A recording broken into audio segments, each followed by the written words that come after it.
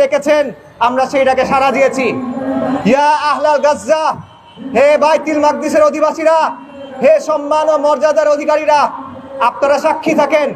শাহজালালের মাটি থেকে আপনারা সালাম দেন, হাজী শরীয়তুল্লাহর মাটি থেকে আপনারা সালাম দেন, মুসলিম বঙ্গ থেকে আপনারা সালাম দেন। আপনারা ডাকছেন, আমরা আসছি। আমাদের সামর্থ্য সীমিত।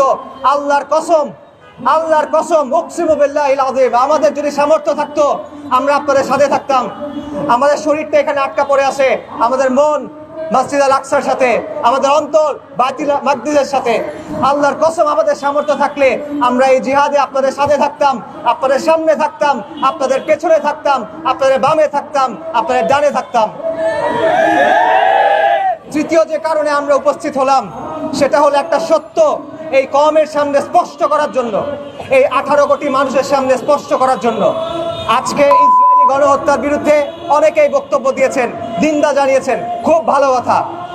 কিন্তু এই গণহত্যার পেছনে আমেরিকার দায় নিয়ে বক্তব্য কোথায়? এই গণহত্যার পেছনে পাশ্চাত্যের দায় নিয়ে বক্তব্য কোথায়? এই গণহত্যার পেছনে জাতিসংঘের দায় নিয়ে বক্তব্য কোথায়?